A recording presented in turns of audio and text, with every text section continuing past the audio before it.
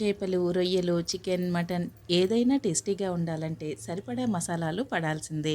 మసాలా పేస్టును సులువుగా ముందే తయారు చేసి పెట్టుకుంటే ఏ కూరైనా వండేటప్పుడు ఈజీ అయిపోతుంది. ఈ మసాలా పేస్ట్‌ని ముందుగానే రెడీ చేసి పెట్టుకొని ఏ నాన్ వెజ్ వంట వండినా సరే రుచి మామూలుగా ఉండదు. ఒక్కసారి ఈ మసాలా పేస్ట్ రెసిపీని గుర్తుపెట్టుకోండి. నాన్ వెజ్ కూరలు వండేటప్పుడు పని చాలా సులువుగా అవుతుంది. స్టవ్ పైన ప్యాన్ పెట్టుకొని మంటని కంప్లీట్‌గా లో ఫ్లేమ్‌లో ఉంచి మాత్రమే మనం వీటన్నింటిని వేయించుకోవాలి. అన్నింటికంటే ముందుగా 2 కప్పుల మోతాదులో ధనియాలని తీసుకోండి. చెక్కను చాలా తక్కువగా ఇక్కడ చూపించిన విధంగా 2 అంగుళాల మోతాదులో తీసుకోండి. 4, 5 లవంగాలను వేసుకుంటే ఘాటు సరిపోతుంది. వీటితో పాటుగా చిన్న ముక్కలుగా కట్ చేసుకున్నటువంటి ఎండు కొబ్బరిని తీసుకోవాలి. ఎండు కొబ్బరి ఎంత తీసుకున్నామో అందులో సగం జీడిపప్పుని తీసుకోవాలి. వీటన్నింటిని మంచి వాసన వచ్చేంత వరకు లో ఫ్లేమ్లో మాత్రమే వేయించుకోవాలి. ఏ మాత్రం మాడిపోకూడదు. ఈ విధంగా వేయించుకున్న తర్వాత 2 స్పూన్ల మోతాదులో గసగసాలని తీసుకోవాలి. నాన్ వెజ్ కర్రీస్కి గసగసాలు చాలా మంచి చిక్కటి ఫ్లేవర్ని ఇస్తాయి.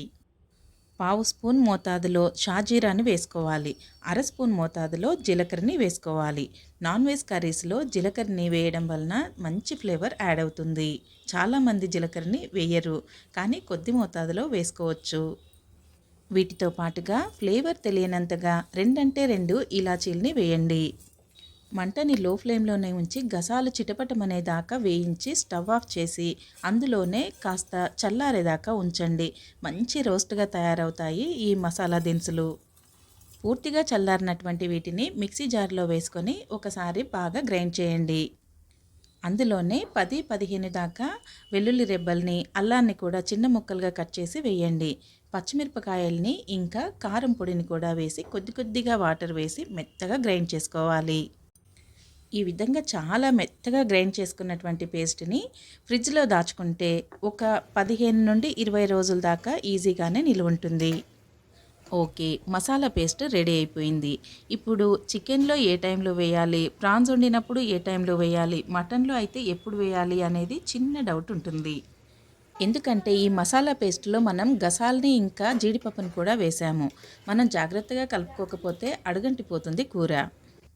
చికెన్ లేదా మటన్ రెండింటికి కూడా ఉల్లిపాయ టమాటాలతో పాటు ఆ తర్వాత వేసినటువంటి చికెన్ మటన్ వేయించుకున్న తర్వాతనే అప్పుడు మాత్రమే మనం ఈ మసాలా పేస్ట్ని వేసి ఉడికించుకోవచ్చు.